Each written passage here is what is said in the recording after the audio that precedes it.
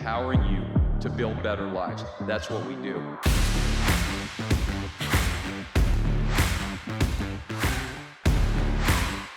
So welcome to today's podcast. I am so excited to be here with President Astrid Tuminez, the 7th president of Utah Valley University, the first female president of Utah Valley University. I've known Astrid, President Tuminez, so I'll switch between the two, for several years. We used to be neighbors for a brief time.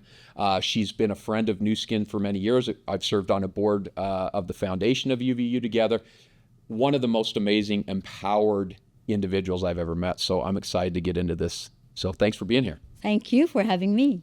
And you're in green. We were just talking about this Wolverine green. You have green in your hair. Yes. You are a walking brand of Utah Valley University. Yes, and it's funny because before I became president of UVU, Ryan, you may not know this, I only had one green dress in my closet and I almost never wore it. I didn't think it was my color. Yeah. But then I realized, it opened whole new worlds of green for me. Yeah. Well, I think you came from Microsoft, and I believe Microsoft has green, and they have red, yellow, blue. Do they have green in the Windows logo? I think it is, yes. You can fact check it. Yes. So it has been in your, green.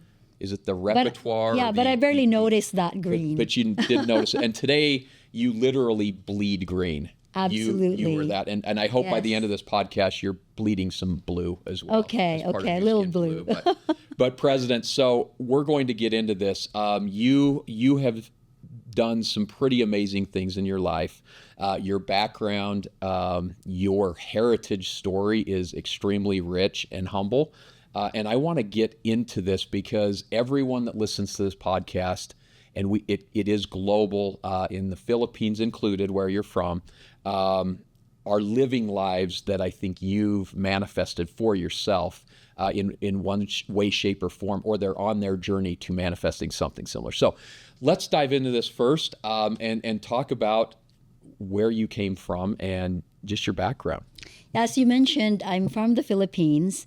And I was born in a small farming village, rice farming village called Pali, literally in the middle of nowhere. But the location is on the island of Panay in the province of Iloilo. And those listening from the Philippines may appreciate that.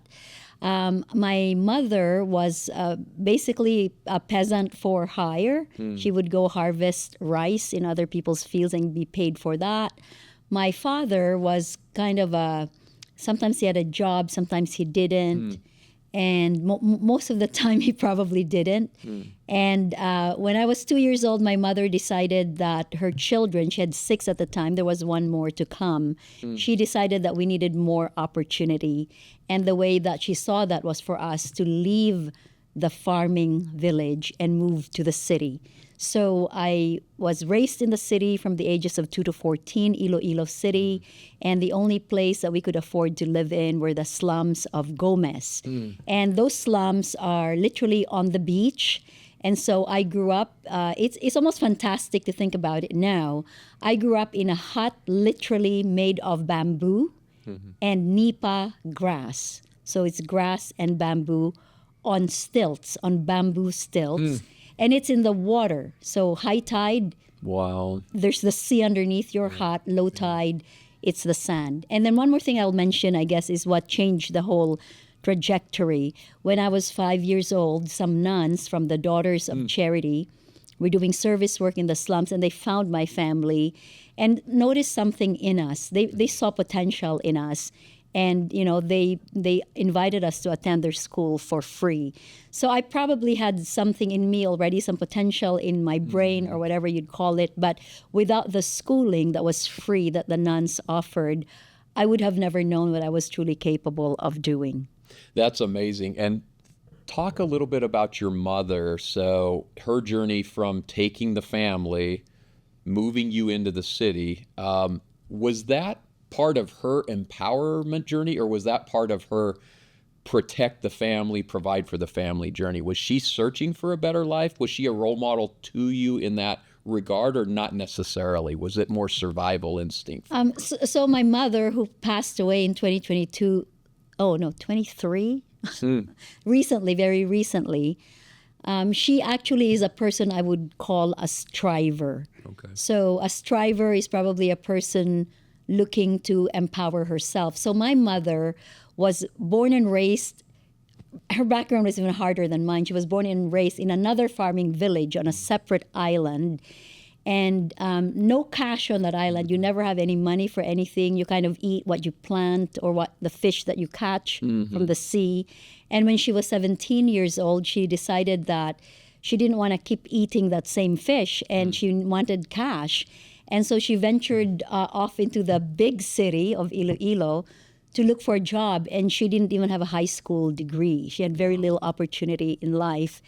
And I think what happened to her when she saw that she had, at the time, 5 daughters, 1 son, and I've never asked her about it, but I would imagine that being a striver, she saw that she would be giving us a life no better than hers. We couldn't learn English.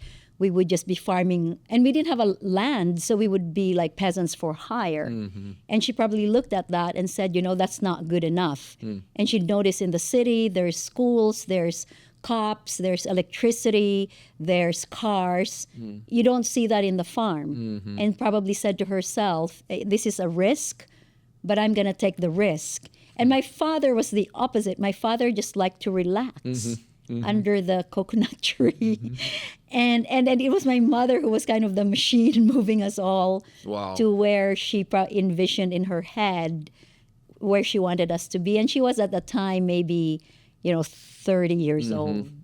Very young woman. I can only imagine a woman in a rice field picking rice. I don't know how you harvest rice. You pull it out, I guess. It's back-breaking labor. And what must have been going on in her head every single minute of every single day that I need to get my kids a better life. Yeah. My mom would be pregnant. She would be pregnant 8 months, and she would be doing this back-breaking work of harvesting rice. And what it is, at the end of the day, they either gave you rice or you could get paid in cash. So just think about that. She knew that was the kind of hard physical labor that we would have to do the rest of our lives. And interestingly, my mother could speak English and she could write English. Her own mother was barely literate. Like my grandmother could only write her name, and that was it. So if you think of the generations of my grandmother who the only thing she could write really was her name, to my mother who teaches herself English, to me, I go to Harvard and MIT. MIT, that's right. The best institutions in the world. So just think about that, how much striving and work and empowerment and decisions people made along the way to put me where I needed to be. Well, and so you grew up with a mother like that, but I've heard several podcasts you've done as well, in listening to you speaking on stage. You talk about your father, and your father did have an influence on your life throughout as well. So how did that play out? You move into the city, well, whatever the city is, but in a stilts. The house in stilts. And before kind of these nuns influenced your life, I want to get there. But what was the dynamic between your mom and your dad, and what did they each contribute, I guess, in your journey, in your empowerment journey? So I'll preface the answer by saying, we are products of our parents, and at different ages in life, we may have a different understanding of how our parents influenced us. My mom left when I was 5 years old. So here, there's the hut on stilts, no money, no food. And so what's a woman to do? My mom actually left when I was 5 years old and left my father with 6 children. And my father really didn't know what to do with 6 children. So this was the point in time he really knew he had to get a job. So he gets a job as a tax collector in the wet market. So whenever farmers bring their produce, their fish, my father would, give them a piece of government paper and they'd pay a couple pesos. And so my father, if I were to think of the influence, if I am a product of my parents. So probably genetically, I'm very much like my mother. I'm a striver. I work hard. I am restless. I am eternally curious about anything and everything. And so that's the part of her that I got, like extreme. I would even call it manic, a little bit manic in a good way. And then my father was the presence that was there. So every child needs a presence, even if my father was not actively parenting, because he was orphaned at the age of 6. Back then, tuberculosis just killed people in the village. So his parents died from tuberculosis. He was an orphan. But he was that presence that was always there. And, you could count on. And I'd go to the market and I'd try to find him. And he was bald. And he liked to make his head really shiny. So it was like easy for me to find my father. So he was just that presence until I was 14. Then I moved to Manila to be with my mother. So between the ages of 5 to 14, my mother was absent. But as I've gotten older, the reason I prefaced my answer was, I think as I've gotten older, I've come to an understanding that I'm very much like my mother. And she was a woman who, really, my mother was restless and never satisfied. Never satisfied. It's like that song in Hamilton. And she was always looking to do more, to be more, to improve things, to make your house clean. And so I think I have that, and I had more opportunity. Therefore, I was able to develop in a different way than my mother did. I'm fascinated listening to you describe your journey with zero animosity or frustration around maybe if my mother left me at X age or my father didn't do this, and instead you look at this as very much, you see them as human beings on their own journeys, and you saw your mother. I guess you've reconciled this idea that maybe she left and then she returned when I went to her. You went to her at 14. Yeah. Have you always looked at that situation that way? Have you always felt like, oh, I understand why my mother left us when we were so young? And like how do you reconcile? Because most people carry that through the rest of their lives and say, yes, my mother left us during the time, or my father didn't show up as a father. Yeah. How do you process that? Have you always been self-reflective, I guess self-aware enough to look at that? Well, I think my understanding of it certainly evolved over time. But, you have to remember I lived in the slums. Tragedy was a daily occurrence. I saw my first murder victim when I was only 10. Children drowned in the sea. People with a cleft palate, they were bullied and ridiculed and could never have a life. There were stabbings. So when my mother left, it's really very, very different. You take the perspective of she left, and that's what happened. I do not remember as a child being resentful.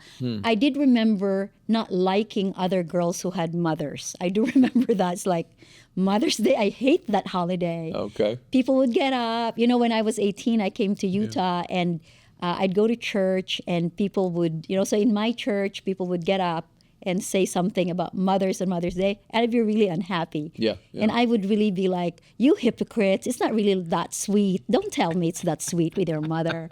So there was a little She's bit. going to leave you.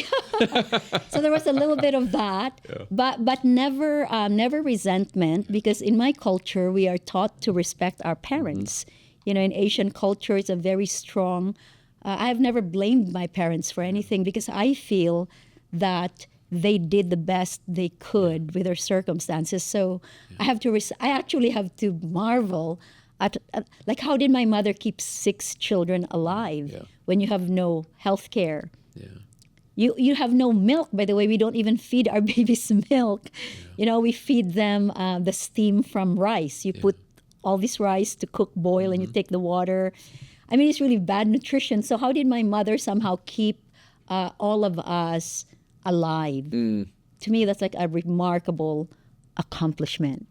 Oh, no, absolutely. And as an adult, as I listen to you, and now a father myself, and I realize all of the weaknesses that I have, but my intentions are genuinely mostly pure. I'm always trying to do what's best in my state of consciousness from where I'm coming from. I find it interesting that you look at it that way innately. I think that's a beautiful way to look at it. But so let's go back to the nun situation, because I've heard you talk about this in other settings, because I'm kind of getting to who empowered you and then where we're going with this and how this influenced your life. So clearly your mother's example was a major force for you, and your father as well in being that presence.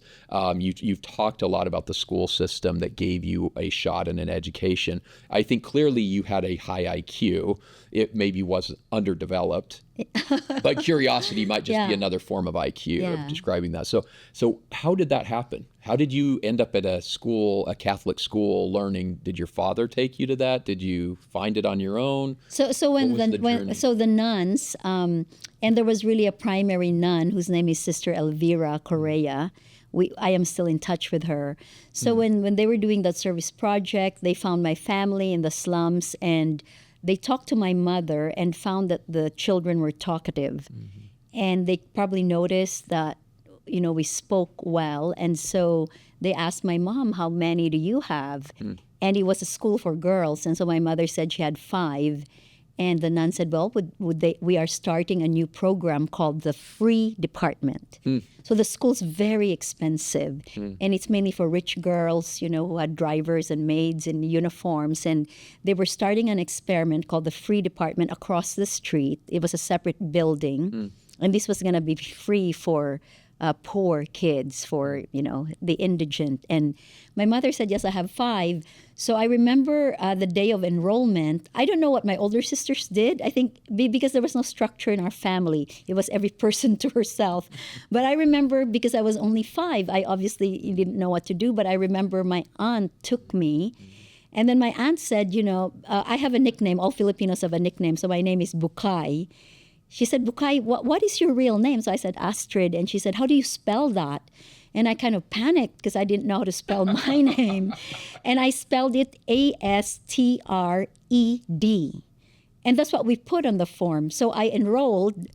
Then later I realized, somebody told me, maybe my older sisters, no, that's not your name. Your name is something else. And we corrected that. But so then I was only treated as a visitor. They didn't put me in first grade because I'd never had any education. And the teacher said, okay, we'll make you a visitor. And if you're good enough this year, you can be in first grade next year. So I became a visitor, and there were 6 rows of chairs, and the smartest girl was in the first seat, first row, and the dumbest girl was in the last seat, last row. Talk about a rank system. Yeah.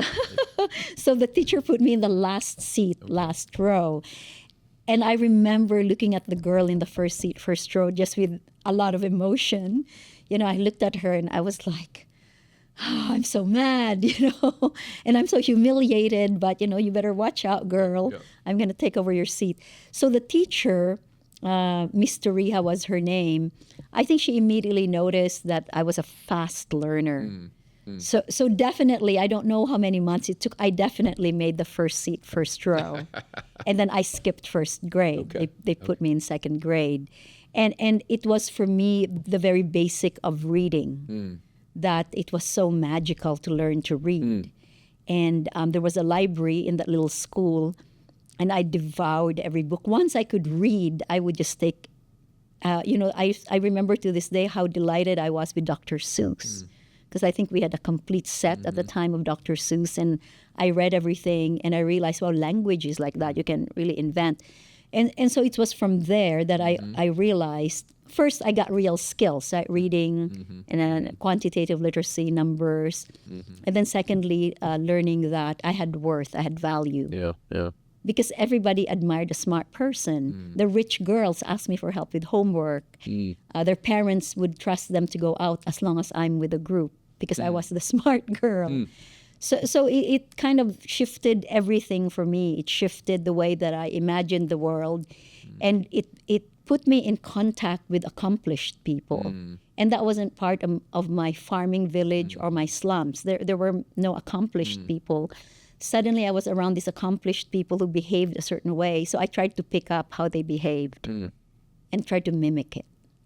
Do you recall being that young? I'm going back to my first grade. I can remember leaving my mother at the door, and I can remember sitting in the class and not having friends. I can't remember my psychological state, or what was motivating to me at that time. I don't think anything motivated me. Do you remember what motivated you? Like you said, you see this girl sitting in the first row, and for some reason, you want to be in that seat. So there was this ambition that you had. I had a competitive spirit in you from day one. Yeah. But you saw education. Did you formally acknowledge that education was going to be your vehicle? No, not at all. I mean, I had no idea. Yeah. My own parents had no college degree, so I had no idea about what was possible, none. Mm-hmm. All I knew was that I was envious of that girl. Yeah. And envy in a positive sense. Like, how could she be in that first seat, first row? And then there were other motivations. I grew up very, very religious, so I was then raised by these Catholic nuns, and we went to mass regularly. I never missed confession. I went to confession every Saturday and Sunday. I pray the rosary all the time. I actually still pray the rosary today. So the other motivation was, all these people around me that I wanted to be like them, and then religion, this idea that you have to strive because you can be good, and when you're good, God will reward you. So just very basic thinking for a little girl, and of course, back in my head probably was the thought that, I need money. I didn't even have clothes. There was a uniform, and my blouse would be gray because it's supposed to be white, but because I couldn't wash it often enough, I had one pair of socks. It was just crazy poverty. If my shoes had a hole in it, I couldn't buy new shoes. I would walk in the rain with wet feet. So of course, I'm thinking probably in the back of my head too. I never had breakfast as a child. So I was probably thinking also all the time, hey, wouldn't it be nice someday to have breakfast, and maybe I should get straight A's. Yeah. And that was not articulated. Yeah. But a child's mind is very active. So if you think about the ages of 5 to 10, what was going on in my head, a lot of things were going on in my head, and I started reading books about America, and I just got fascinated by the whole world. The whole world was fascinating. I think it's fascinating because, and maybe this isn't extremely unique to you, but I find it fascinating how self-driven you were, because typically we hear the counter story, right? If there aren't any expectations from the parents, we don't perform to our best. And yet you had something innate in you that just caused you to drive forward. So you start reading, you excel in school, and at some point you said you end up in Utah at 18 years old. So what happened, and how did you get to Utah? What was the journey from the classroom, I guess, for you? I became a Mormon at the age of 10. So there were 2 Mormon missionaries who came to the slums, and it was high tide. And one of them, so for those who don't know, Mormon missionaries go when they're 19, and they go everywhere in the world. They wear white shirts and ties, and they're mostly from America at the time, not Filipinos. And these missionaries we call elders, one of them fell in the water, and the water was our sewage. We had no plumbing, we had no pipe. That's just the sewage as well. So he was so disgusted they never came back. But then 6 months later, another set of missionaries came. So I became a Mormon, which changed my life completely. And for those who are not familiar with the theology, it teaches you you're a child of God and you have eternal worth. My Catholicism was a little bit different. It taught me a lot about punishment. God's going to punish you if you're not good. And here in this new religion, I was taught your potential is actually endless. So there was that whole very liberating, a little bit of a shift, very liberating theology for me. And so years later, I applied to Brigham Young University. I had already done 3 semesters at the University of the Philippines. I got a scholarship when I was 15 years old. And I applied to Brigham Young University. It took about a year and a half to get a visa because I kept getting turned down. I was a penniless single female from the Philippines, and it is impossible to get a visa. But I had friends, Mexican Americans, the Gomez family, who lived in the Philippines. They were Latter-day Saint, and they said, we'll help you. We'll talk to the embassy. And so on the third time, they talked to the embassy to say she deserves an opportunity. So I went to BYU. And I forgot your question. What was your question? Well, no, just how did you get to Utah? And that answers my question. So that answers your question. And by the way, I assume the nuns were pretty agitated when you The nuns were switched? not just agitated. They were brokenhearted. Yeah, I'm sure. Our relationship completely fell apart. And how old were you? I was 10, and the nun who found my family, she because they moved them around. They're like missionaries; they get moved around. So the nuns who were left behind, they were not as close to us, and we were not as close to them because they were not the nuns who found my family. So basically, there was a breakup. A breakup, which was very unfortunate. And sometimes religion does that. Of course, now I'm older, I feel like religion should never destroy our relationships. It destroyed the relationship. And but I can understand why they were heartbroken because dogmatic religion tells you can't be saved over there. You can only be saved over here. And when those types of ideologies clash, relationships break. They break. So to the poor, I've since, of course, completely healed the relationship with them. They're very proud of me. And last week was my birthday. They actually said a mass for me. Oh, wow. A Catholic mass. Wow. And they had a party for me in absentia, which was so cute. They sent me a picture. You've healed up. Yeah, you've healed their relationship. Yeah. But clearly that was a difficult thing for them and for you. Absolutely. And yet you kept striving on your journey. Yeah. You applied to Well, they BYU. taught me. They gave me a foundation, which was incredible. Yeah. And I'm very, very grateful. Yeah. No, absolutely. I think made a world of difference for you in your life.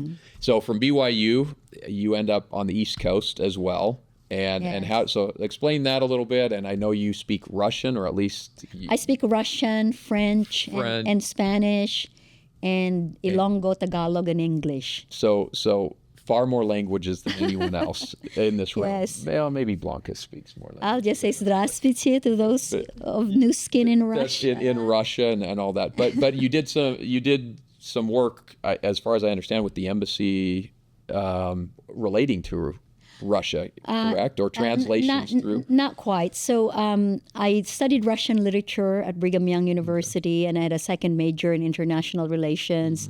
Then I did a master's in Soviet studies at Harvard University, and then a PhD in political science at MIT. When I was at Harvard, I got involved in a project called Strengthening Democratic Institutions. So we are talking about the early 90s, when basically the Soviet Union was about to implode. And I was hired by the Harvard Kennedy School, first as an assistant director for the project, and then when the director in Moscow left, they sent me in Moscow to be in charge of the Harvard office there. And we were working with American government officials, with Soviet, Russian, Ukrainian, Kazakh, Uzbek, everybody on different areas, because at the time, if you remember, the Soviet Union had imploded, post-Soviet Russia, post-Soviet Ukraine, all of these countries. Everybody was looking for new answers and new structures for economics, politics. So we were working on economic reform, political reform, and everything, police reform. We were actually even doing that there, and also elections and privatization as Russia was creating a market, and there even constitutional reform. So I was an advisor to the first chief judge of the Russian Constitutional Court. And all it was these countries that were communist were saying, how do we now create a different political and economic system? And Harvard, being Harvard, it was at the forefront of that. I had a front seat to probably one of the biggest political, socioeconomic implosions in the world. Certainly. And I think in our lifetimes, for sure. Although I think what's going on in China now is going to be historical, to say the least. And we'll see what happens from there. But so here's a little girl from the stilts, bamboo stilts above the water, to now working between Harvard and governments, first world governments. And all along that path, you have just dribbled along these people who have shaped you into who you are today. And if we maybe fast forward and we'll maybe skip the Microsoft journey, unless there's something really interesting, 'cause I'm curious how you then went to Singapore from that, and you were at Microsoft. But I want to get to UVU and your passion for education now, and I think it's an easy answer to tie why, but I want to get into that a little bit. But help connect from the Russian work and Harvard Kennedy School to getting back to at least the Southeast Asia region. Yes. So let's see. How did well? How did I get there? I'm married, so it was actually my husband that took us to Asia. Jeff? I'm married to Jeff Tolk, and we met at Harvard. Anyway, Jeff was a banker for HSBC Bank, and that's pretty much the central bank of Hong Kong. So when we were in New York City for 14 years, and one day, Jeff was just asking, would you like to go to Asia and, be the head of structuring for structured credit products in Hong Kong? And we actually thought we would never leave New York City. We had been there 14 years. We thought it was the greatest city in the world. And how could human beings possibly live anywhere outside New York? It was unfathomable. But there we were. And at the time, we had 2 children. And getting into preschool in New York is a blood sport. That was probably what undid me in New York City. Getting into preschool was a blood sport. And so when the Hong Kong opportunity came up, we went to Hong Kong, and then we were there for 3 years, and then we moved to Singapore, where we lived for 10 years. So how maybe if I understood you correctly, how did I get from there to back to here to Utah Valley University? So it was in 2018 that I became president of Utah Valley University, and my life experience is probably already, it's proof of why education is necessary. I never imagined becoming university president. I never had a plan, really, to think about it. I didn't plan my career. I had things that drove me, like curiosity. Did it pay well? Will I work with people that I like? And when this university presidency came up, and it was all haphazard, I had a friend visiting me. He was going through a difficult divorce here in Utah, and I said, come visit us in Singapore. We'll go to Bali, and we did. And he just kind of casually suggested, hey, there's a job. Why don't you apply for it? I thought, are you crazy? I'm not going to live in Utah. And I'm mentioning this because I think in life it is so important to break apart our prejudices. We are all prejudiced one way or other, and we say no, or we dismiss. We become dismissive. We become dismissive of people. We become dismissive of ideas. We become dismissive of job opportunities. But you know what? The idea wouldn't leave my mind, and I had been the vice dean for research for the Lee Kuan Yew School of Public Policy at the National University of Singapore. So I had some administrative experience in higher ed. And I looked at UVU, Utah Valley University, and I was amazed at this university. It was large, and I know you're an alumnus, so there you go. Undergrad was there from UVU. There's proof of how good we are. And I realized, wow, this is a university that kind of was a very bold model. It's not like Harvard or Columbia or BYU where I went. It actually accepts everybody and says to them, hey, what do you want to do? Let us help you.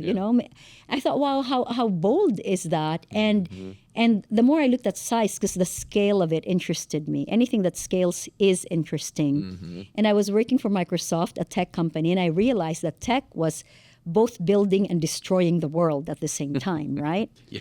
And so you actually need nimble and agile educational systems that could be more cutting edge. So then when I looked at all of that, I thought, oh my gosh, I should apply. And I applied, and I got the job, and here I am 6 years later. Yeah, and really reshaping not only, I think, UVU, but the way the state looks at education as well. I know there's challenges in budgets and the way the state allocates money. I remember you talking about it a couple of years ago and saying, we're the largest university and we get the smallest amount of state funding, and so we have to be scrappy. And it's this startup scrappy culture that you've kind of built upon a university that now has, is it over 50,000 students at this point? Last fall, a year ago, we were at 44,630, something like that. And I think this fall, you heard it here first, I think we will be past 45,000. Yeah, that's just amazing. Maybe 46. So let's talk a little bit about how education is changing, and maybe the way that you view student the role of education today. I know there's been a lot of noise, especially back east, with and we won't get into the political situation behind the Israel-Palestine conflict, but there's a lot of challenges that universities are facing today. How do you I'm asking multiple questions, but how is education evolving for newer generations than maybe when you or I were going to school? Like what motivates people today, and how do we get the best out of people education-wise? And then maybe let's get into what is the future of education and organized education, at least from your point of view, given kind of the broader framework that's going on right now, or the debate that's going on. Yes. And of course, this will be primarily about the United States, because higher education, different dynamics in different countries. Yeah. So the greatest challenge in higher education today is the devaluation of higher education. So it is being devalued by politicians, it's being devalued by parents, it's being devalued by college graduates who, many will say, well, my bachelor's degree did me no good, right? So all of that is happening. Having said that, I would argue that we actually need more education rather than less education, but the landscape is shifting. In traditional times, but especially post-World War II, there was a renaissance of higher education, college education in the United States. A lot of soldiers were returning. We had the GI Bill. America becomes a powerhouse in research, in science, technology, in inventiveness, in services. And a lot of that would not have happened in the post-World War II period, including the end of the Cold War, had America not had its very strong universities. Today, we are dealing with a situation where there's the devaluation of higher education on one hand, and on the other hand, there is an array of choices. You no longer have to go to a traditional university. You could do your education online. You could go to Coursera. You could go to edX, where there are free courses, but you can also get degrees because they partner with universities. You could go to University of the People, which is free, is funded by Gates Foundation, Hewlett Foundation, and other funders. In France, when I was still at Microsoft, I learned about this university called 42. And if you've read The Hitchhiker's Guide to the Galaxy, 42 is the answer to all the questions of life. And anyway, that's what the computer spit out. So 42 was started by an entrepreneur, and it's a free university, but it's very much about tech and coding and programming. It's totally free, and you will get the best mentoring. So the universities have lost their monopoly on credentialing. And I think when disruption is upon you, you have to reinvent yourself and you have to be agile. And I think the model of Utah Valley University is so exciting because, number one, we are not snobs. We accept everyone. Yeah, absolutely. So right there, we remove a blocker. And then when you're in the university, we don't force you to do a bachelor's degree. We offer short-term certificates, associate degrees, bachelor's, and we have 18 master's degrees. Our tagline is "Come as you are." UVU has a place for you.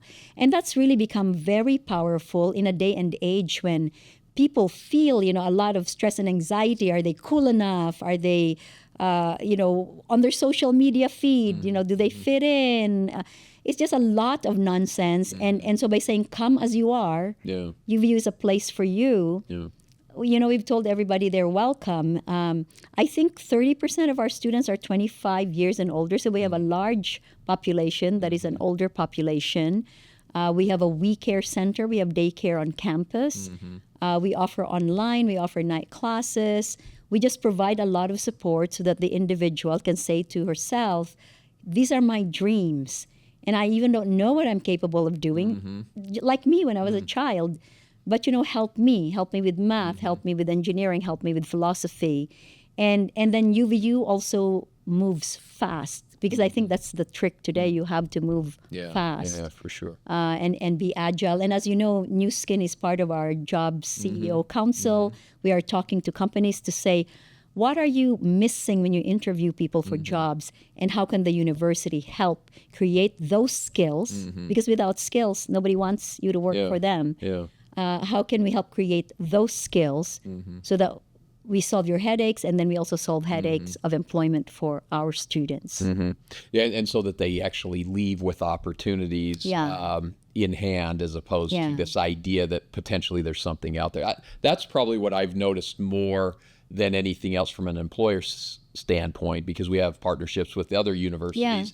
But the level of engagement between you and UVU and our company in identifying skills, and then shaping programs and even degrees around that, I think are very interesting. And to your point, it's an agile approach to reinventing the education model. Yeah. Have you noticed, and I know you've only been in this particular state of education for 6 years now, but have you noticed that students have changed much in how they learn and how they need to be engaged with in order to learn?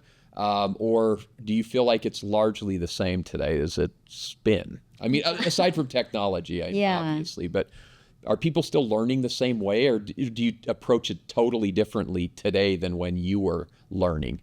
It is not totally different, but it's also very distinctive in other ways.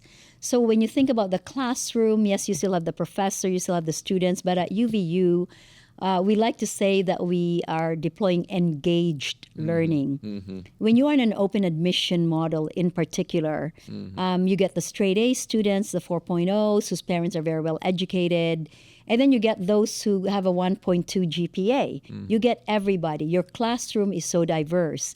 And what we found, there's literature to support this, is that hands-on learning is really very effective and powerful. So you throw students into tasks and jobs. So for example, a really interesting statistic, Utah Valley University is #1 in the state of Utah for receiving NSF grants. These are grants from the National Science Foundation, millions of dollars. We're #1 in this state, but they are intended to fund students who work on research for faculty, and they're intended to fund student scholarships. So 60 to 80% of this money doesn't go to faculty. In a research university, most monies will go to faculty.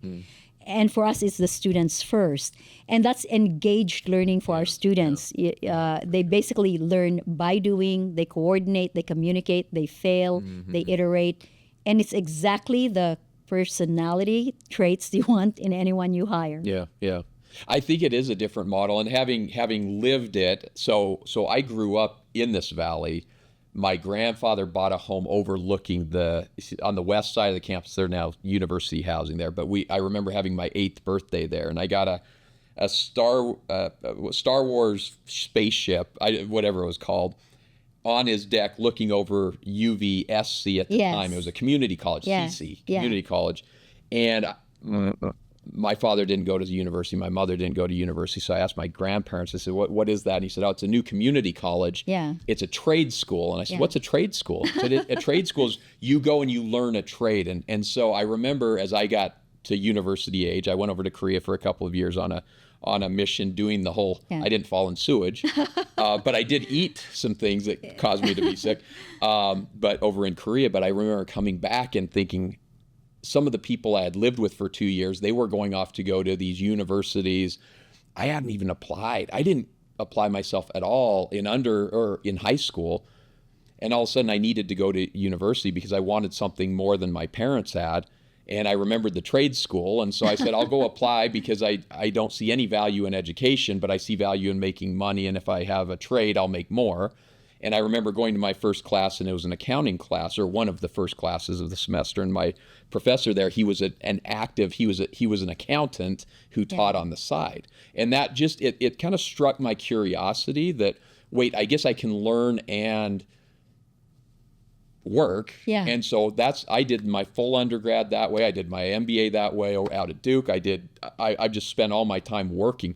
But I love the approach of practical, engaged learning, and the way I saw that was applying the skills that I got directly and then going and working my night job here at New Skin, doing whether it was account management or commissions or whatever, international development, all through my undergrad years. But I appreciated that approach to education, and I think it shapes what we teach and how we educate, because I think as you got back to, when I listened to your narrative all the way through, curiosity is your superpower. Like it seems to be that's what's motivated you through life. And I think about us in our lives today, and I think it's that ikigai principle of what does the world need? What am I passionate about? What am I good at? And then how do I make a living doing that? Yeah. That being passionate and helping people find their passion, I don't think that's ever changed. Yeah. But I do think today education needs to be able to enable or empower people to find what they're truly passionate about, and then apply or build skills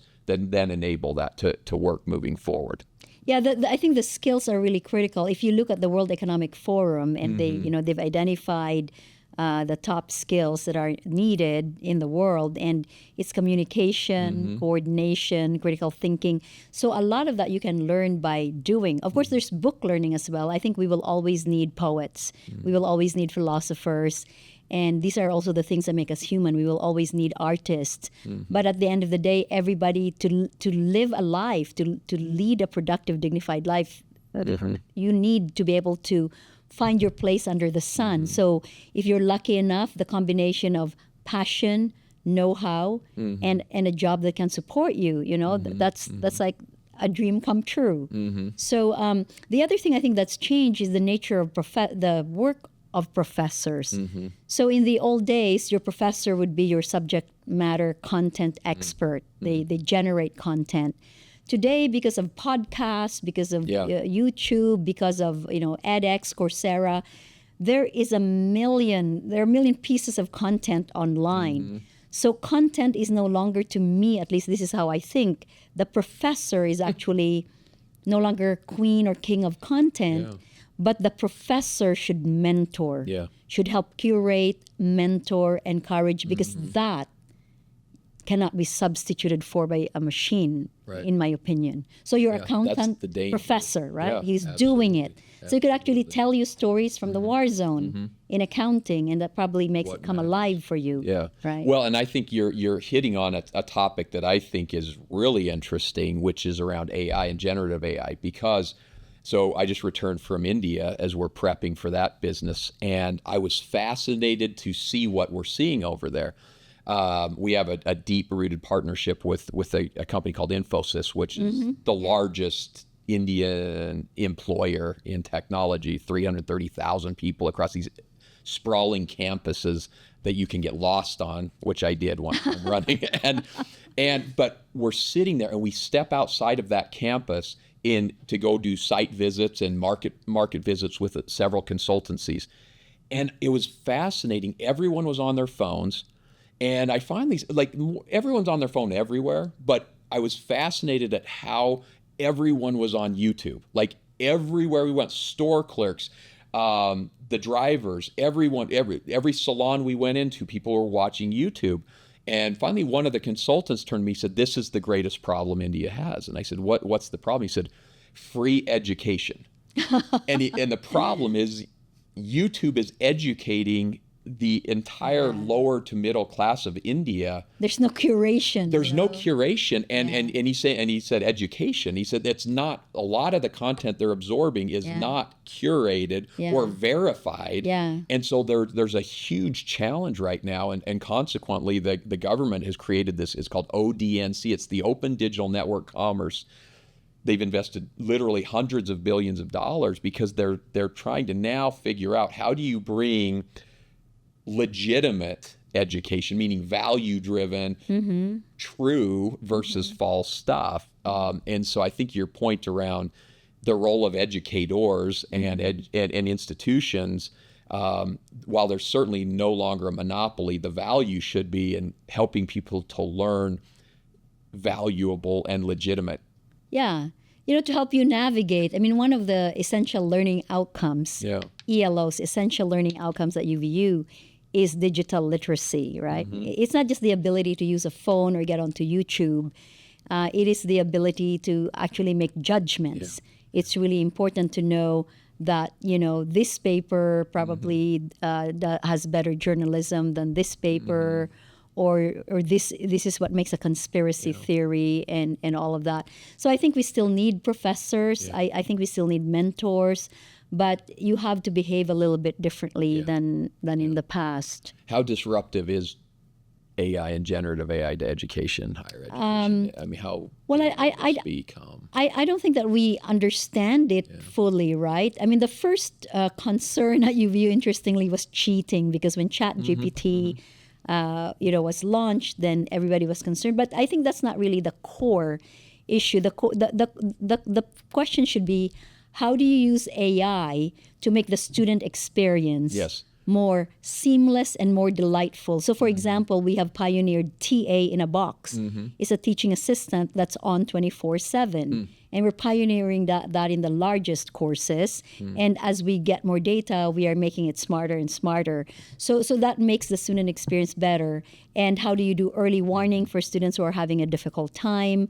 How do you use AI to begin first drafts of a piece of art?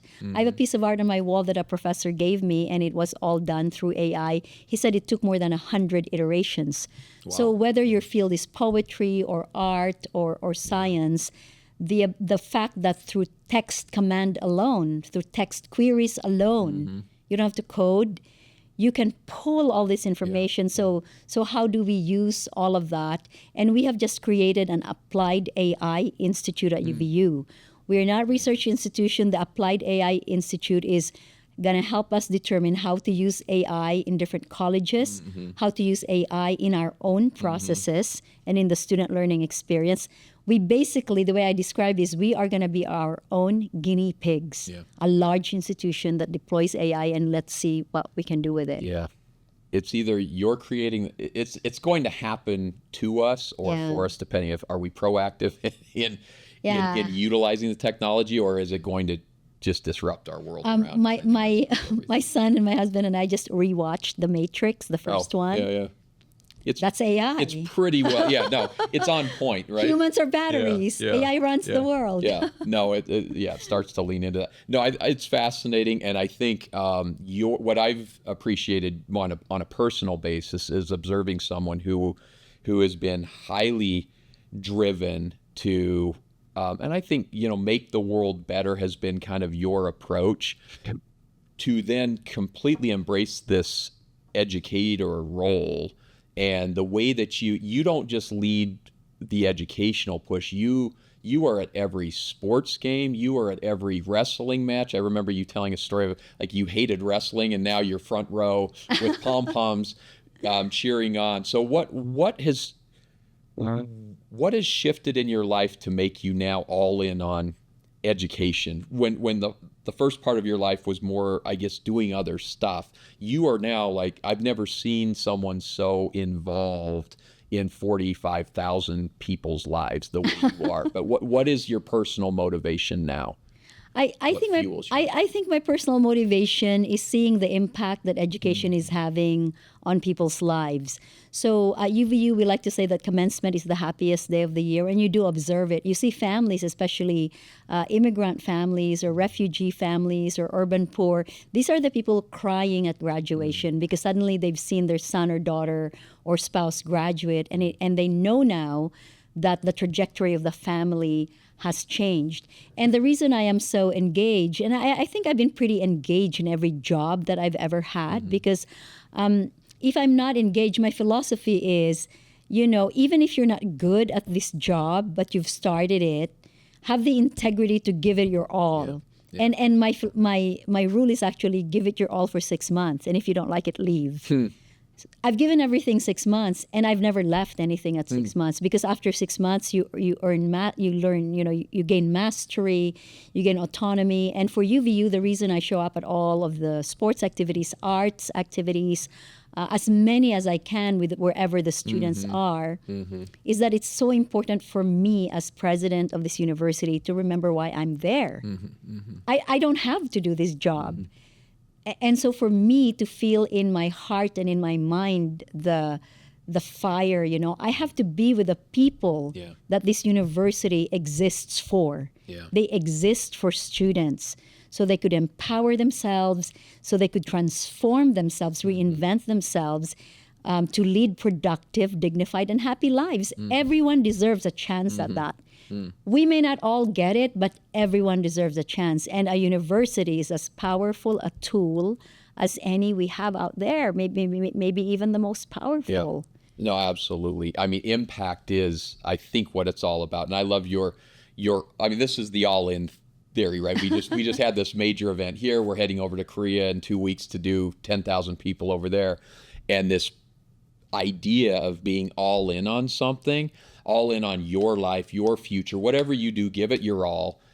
Is, I think it's the only way to live any aspect of our lives, right? I just feel like there's been too many hours, days, weeks, months, and maybe even a couple of years of my life where I found myself sitting as a bystander in my own life.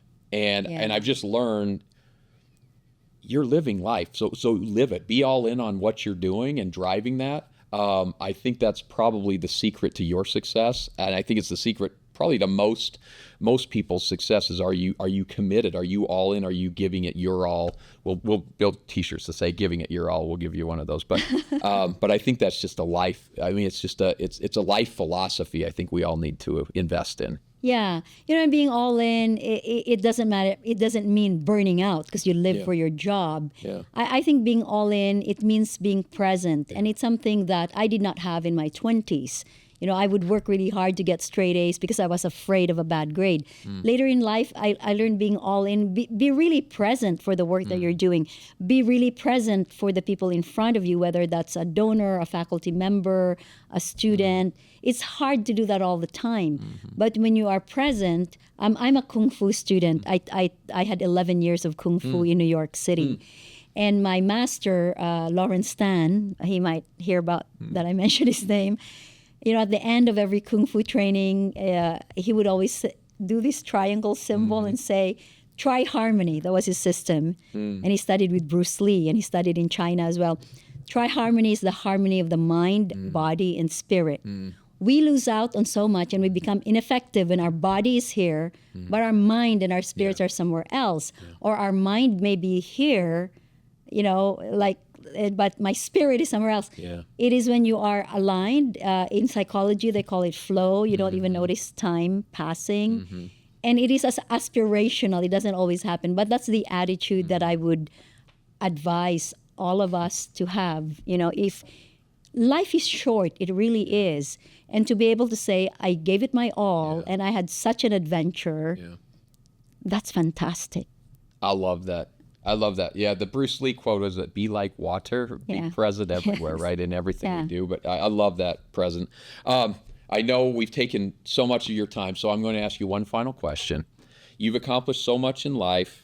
You mentioned when I retire, and I said, well, you can't retire. You need to keep doing what you're doing. But what is your ultimate empowerment goal? What do you want to look back in your life or on your deathbed when that congregation's full of people? What is it that you want people to say about you? So I actually did an exercise once where I was asked to write my eulogy. Okay. And it is a frightening moment. Yeah. Because you suddenly and I do some meditation on my own death. I think it's a very healthy exercise. I also recommend it to everyone. Meditating on death gives me peace of mind because it keeps me truthful. There is an end. And what is my ultimate sense of empowerment? For myself, my ultimate sense of empowerment is when I feel at the end of the day, when I look in the mirror, I like myself. I really do. And that was not always the case. It is such empowerment. I like myself. And in a way, my donors could be unhappy. My students could be unhappy. Politicians could be unhappy. A lot of people could be unhappy about me. My own children could be really unhappy about me. But I have a certain clarity in my head that, I know the opportunity is finite. I am doing my best every day. And I just want to look in the mirror at night and say, I like myself. You live true to who you aspire to be, I guess. Yeah, and even when I'm not, when I'm being a hypocrite. I mean, truly, I am a hypocrite some days, and I fail some days. But still, at the end of the night, I will say, I like myself. I did my best today, and I like myself. When did you start to say that? How old were you? Probably after 40. Yeah. Okay. I was going to say, because I think that's something we all struggle with, and to the point where you get to, now I tolerate myself. I'm hoping in the next couple of years I'll say, I actually like who it's like who I aspire to be in my mind, because I know to the point we fall short. We fail. We try to be one way. We try to be present. Then we find ourselves in our heads the next minute, but continue to steer back and getting to the point where we can say, I like myself on my deathbed. Yeah. Maybe that'd be the shortest eulogy ever, is she liked herself. I liked myself. but it's a good feeling. And, and it's really true that younger years are more difficult. And there is a book by David Brooks called The Second Mountain. And, in our first mountain, we're clawing our way to success. We're grasping. Especially if you're not Buddhist, you're grasping for money, respectability, respect, a spouse, a house, motorcycle, car, whatever it is. You are constantly grasping and clawing.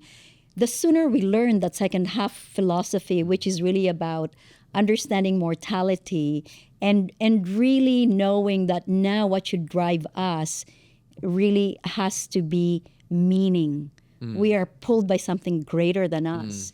And because I am religious and I subscribe to a spiritual life and I aspire to a deep spiritual life, I feel that I'm lucky I had that since I was a child. I would literally go to the Catholic Church and feel God. So I think I'm blessed that way. And then, in my Latter-day Saint religion, and I've become quite a very strong student of Buddhism, I feel so strongly that that's part of what makes us whole. We have to be whole even as we're facing jobs and pressures and deadlines and relationships, and then just to be able to say at the end of the day, I did my best today. And that's it. That's all you can do.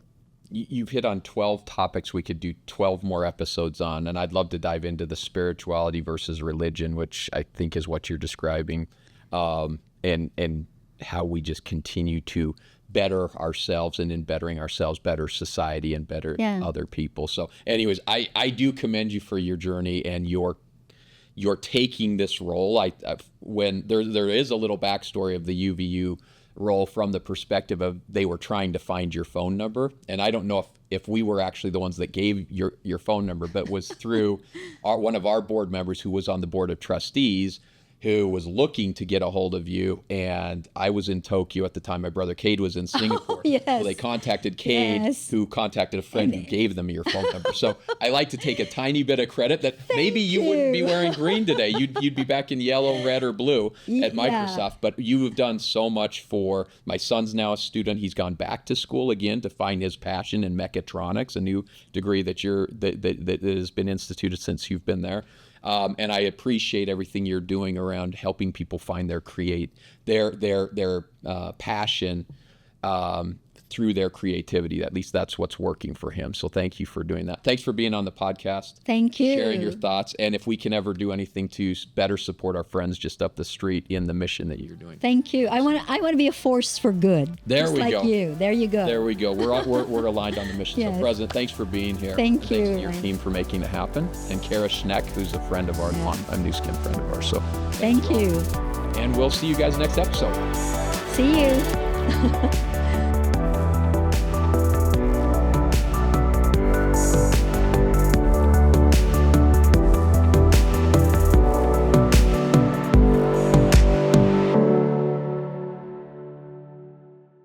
Excellent. Okay. Oh, we even have Wolverine water. I should have Wolverine water.